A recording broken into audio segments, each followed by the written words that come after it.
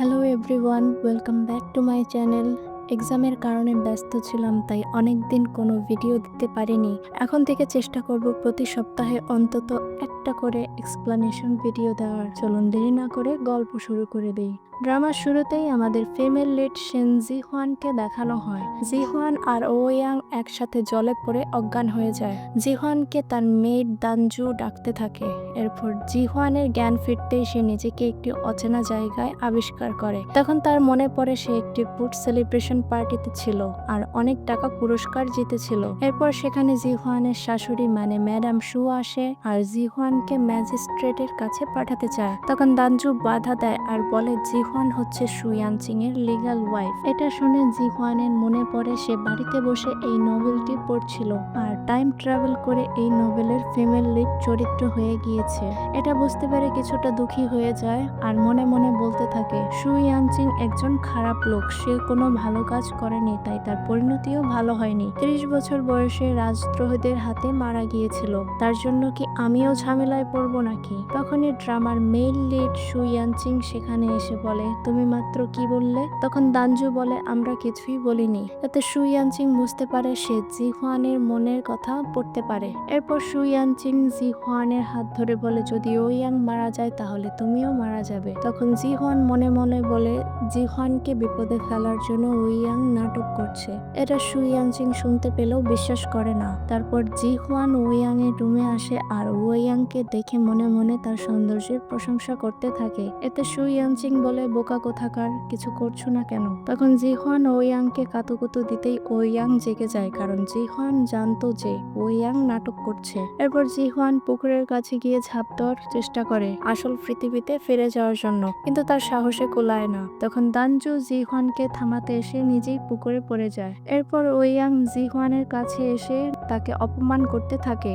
দানজু এর প্রতিবাদ করলে ও ইয়াং দানজুকে মারার জন্য হাত ওঠায়। সেই হাত জি হোয়ান ধরে ফেলে। সেখানে শু ইয়ানচিং এলে ইচ্ছে করেই ও ইয়াং নিচে পড়ে যায় আর শু ইয়ানচিং এর সামনে মিথ্যে ভালো সাজার অভিনয় শুরু করে দেয়। তখন জি হোয়ান বলে, দেখো আমি অনেক জেলাস, তাই আমাকে ডিভোর্স দিয়ে দাও। আর মনে মনে বলতে থাকে, সেন ফ্যামিলি আমার জন্য 108 জন সুদর্শন পুরুষের লিস্ট তৈরি করে রেখেছে আর তুমি তোমার ওয়াইফকে ভালোবাসো না, তাই আমাকে ডিভোর্স দিয়ে দাও। শু ইয়ানচিং এটা শুনে জি হোয়ানকে কাছে টেনে বলে, তোমাকে ডিভোর্স দেওয়া মানে সম্রাটের আদেশ অমান্য করা আর আমি সেটা করতে পারবো না। এটা বলে শু ইয়ানচিং জি হোয়ানের কাছে এগোতে শুরু করে আর জি হোয়ান তখন শু ইয়ানচিং এর মেন পার্টে লাথি মারে। এরপর জি হোয়ান শু ইয়ানচিং কে রুমে পৌঁছে দেয়। শু ইয়ানচিং বলে, আমি তোমার প্রতি অনেক অবহেলা করেছি, তাই আজকে রাতে তোমাকে স্ত্রীর পরিপূর্ণ অধিকার দেব।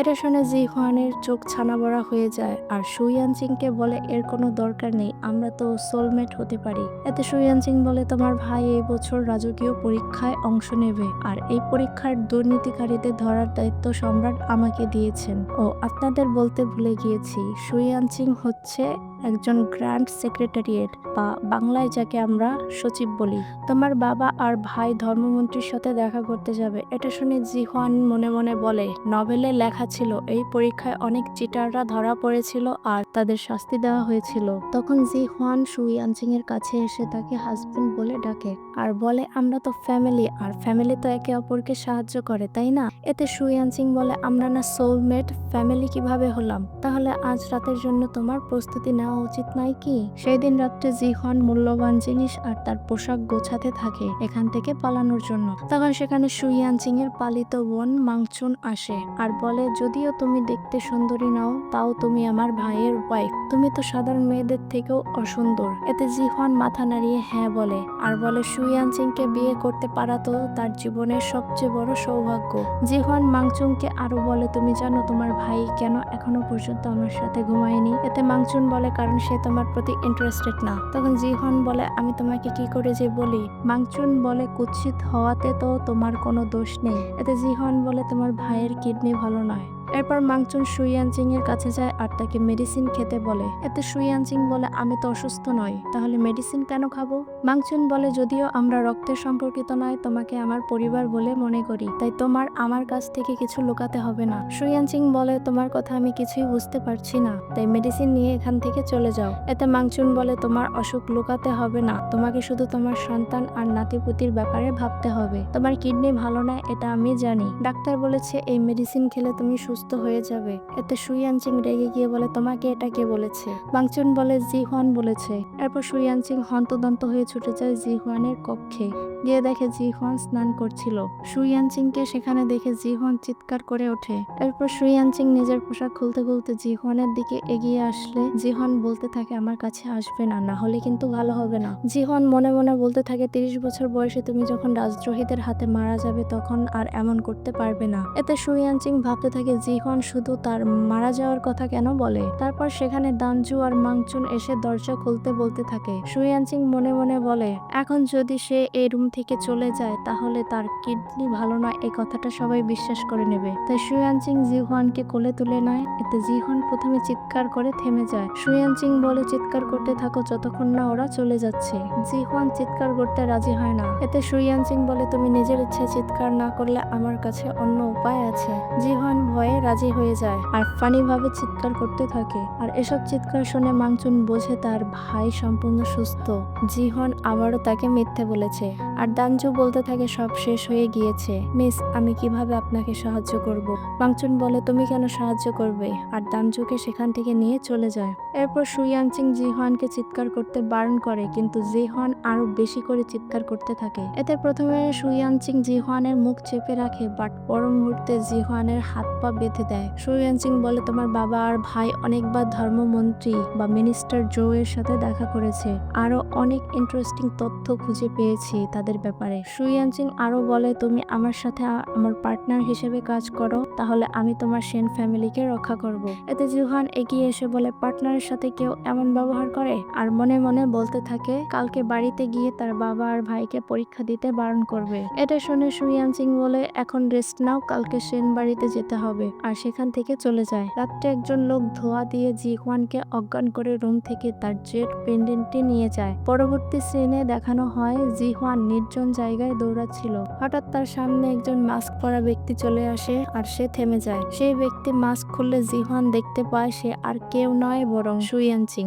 আর সুইয়ানচিংকে দেখে জি হুয়ান এক চিৎকার করে ওঠে। সেই চিৎকারে জি হুয়ানের ঘুম ভেঙে যায় আর বলে ওই বজ্জাত লোকটা তাকে স্বপ্নেও বিরক্ত করছে। এরপর দানজু এসে জি হুয়ানের হাতের বাঁধন খুলে দেয়, কিন্তু জি হুয়ান আমার মতো শুকনো ফ্লোরেও পিছলে পড়ে যায়। এদিকে সেন মেনশনে তোড়জোড় করে আয়োজন শুরু হয়ে যায়, কারণ জি হুয়ান বাড়ি আসছে। মিসেস সেন জেনারেল সেনের কান ধরে বলে আমি জি হুয়ান আর সুইয়ানচিং এর বিয়েতে রাজি ছিলাম না, কিন্তু তাও তুমি সম্রাটের কাছ থেকে বিয়ের অনুমতি নিয়ে এসেছিলে। এতে সম্রাট তো আমাদের কোনো সুবিধা দেয়নি, বরং জি হুয়ানের সাথে আমি দেখাও করতে পারি না। তখন তাদের কাছে জি হুয়ানকে কিডন্যাপ করার একটি চিঠি আসে এবং সাথে প্রমাণ স্বরূপ জি হুয়ানের পেন্ডেন্টটিও দেওয়া হয় আর 3000 স্বর্ণ মুদ্রা মুক্তিপণ চাওয়া হয়। মিস্টার অ্যান্ড মিসেস সেন তাদের সব অর্থ একত্র করে দেখে 1000 স্বর্ণ মুদ্রারও কম আছে। তখন মিসেস সেন জেনারেল সেনের দিকে তাকিয়ে থাকে আর বলে তুমি তো জি হুয়ানকে বাঁচানোর জন্য যে কোনো কিছু করতে পারবে তাই না? তাহলে তুমি জি হুয়ানের জায়গায় হস্টেজ হয়ে যাও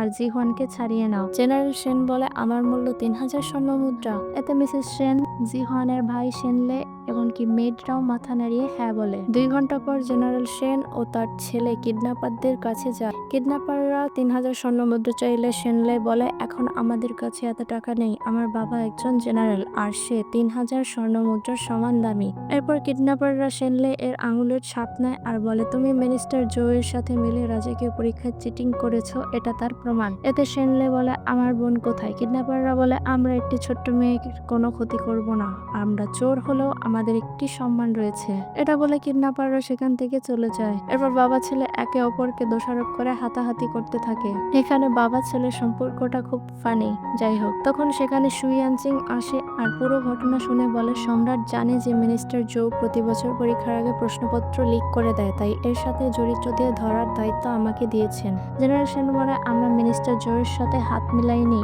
আমি তার কাছে সেনলে এর জন্য প্রশ্নপত্র কিনতে গিয়েছিলাম। তিনি প্রতিটা প্রশ্নপত্র মাত্র 100 রৌপ্য মুদ্রা করে বিক্রি করছেন, তাই আমি কিনতে পারিনি। শেনলে বলে, বাবা তুমি জিহুয়ানের জন্য 3000 স্বর্ণ মুদ্রা দিতে রাজি আছো আর আমার জন্য 100 রৌপ্য মুদ্রা দিতে রাজি না। তখন জেনারেল শেন সুয়ানজিং এর কাছে সাহায্য চায়।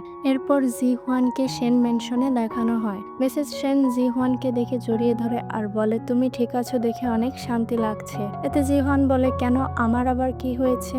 এতে মিসেস সেন বলেন, তুমি কিডন্যাপ হয়েছিলে, তাই তোমার বাবা আর ভাই 1000 স্বর্ণ মুদ্রা নিয়ে তোমাকে উদ্ধার করতে গিয়েছে। এটা শুনে জিহুয়ান বুঝতে পারে এসব সুয়ানজিং এর কারসাজি।